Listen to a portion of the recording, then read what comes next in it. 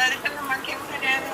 నన్ను చూసి చూడండి, రోడ్లో 200 మంది ఏదో ఫంక్షన్ ఊర్లో అందరూ చూసాను. చీరలు నా కొడుకు మేడం వీడు వీడిని ఎత్తుకొని తీసుకొచ్చినాను స్కూల్ అడ్మిషన్ లో చేర్చాలి.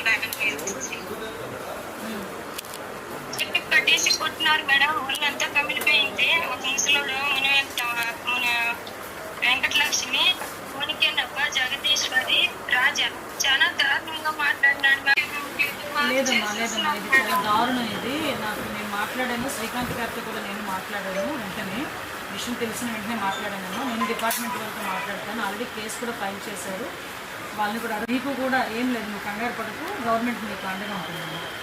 ఓకేనా? శ్రీకాంత్ గారు ఆల్రెడీ మీతో మాట్లాడారు.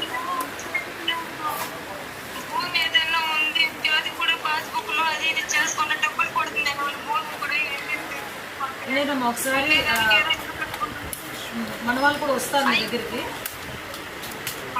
పెన్షన్ విషయంలో కూడా ఏదో ప్రాబ్లం వచ్చిందని చెప్పారంట కదా శ్రీకాంత్ గారితోనే.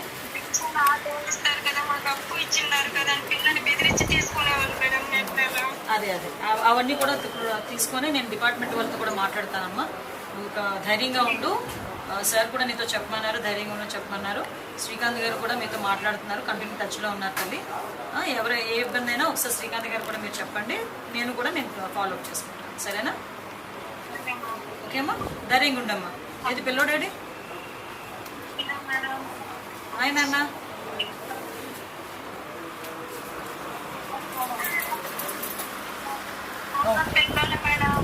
ఏం లేదులే అమ్మా, కంగారు పడుతున్నాడు. ఓకేనా?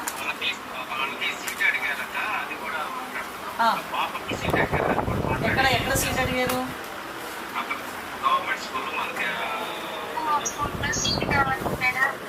అలాగేనమ్మా, తప్పకుండా చేస్తానమ్మా, తప్పకుండా చేద్దామమ్మా.